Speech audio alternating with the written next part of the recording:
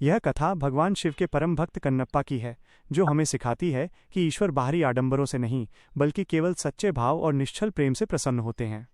प्राचीन समय में दक्षिण भारत के घने जंगलों में तिन्ना नाम का एक शिकारी रहता था। वह स्वभाव से सरल था और उसका हृदय महादेव के प्रति अगाध प्रेम से भरा था। तिन्ना शास्त्रों या पूजा की विधियों से अनभिज्ञ था, लेकिन उसके लिए शिव ही उसका सब कुछ थे। एक अद्भुत पूजा पद्धति। तिन्ना की भक्ति का तरीका दुनिया से अलग था।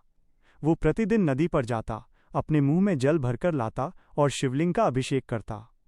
वो जंगली फूलों से भोलेनाथ का श्रृंगार करता और बड़े चाव से सबसे स्वादिष्ट मांस का भोग लगाता। मंदिर के पुजारी को लगता था कि एक शिकारी मंदिर को अपवित्र कर रहा है, लेकिन महादेव तो केवल उस शिकारी के भीतर छिपे बच्चे जैसी मासूमियत को देख रहे थे।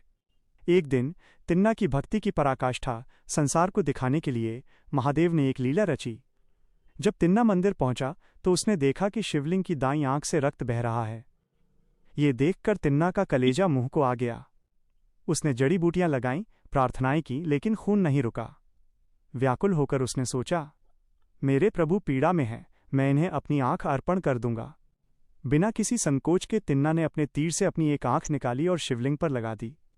रक्त तुरंत रुक गया। तिन्ना प्रसन्नता से झूम उठा कि उसने अपने प्रभु का कष्ट दूर कर दिया। तभी अचानक शिवलिंग की दूसरी आंख से भी खून बहने लगा। अब तिन्ना के पास केवल एक ही आंख बची थी। उसने निश्चय किया कि वो ये आंख भी दान कर देगा, पर उसके सामने एक दुविधा थी। यदि वो अपनी दूसरी आंख भी निकाल लेता तो उसे अंधेरे में पता कैसे चलता कि आंख कहाँ चिपकानी है। अपनी पहचान बनाए रखने के लिए तिन्ना ने अपने पैर का अंगूठा शिवलिंग की उस आंख पर रख दिया जहां से रक्त बह रहा था। जैसे ही उसने अपनी दूसरी आंख निकालने के लिए तीर उठाया, तभी साक्षात महादेव का प्रकट होना। पूरा मंदिर एक अलौकिक प्रकाश से भर गया। स्वयं महादेव ने प्रकट होकर तिन्ना का हाथ थाम लिया। महादेव भक्त के इस निस्वार्थ त्याग को देख भावुक हो गए। उन्होंने तिन्ना को गले लगाया, उसकी दोनों आंखें वापस लौटा दी और उसे नया नाम दिया, कन्नप्पा। कन्न, आंख, अप्पा, अर्पण करने वाला।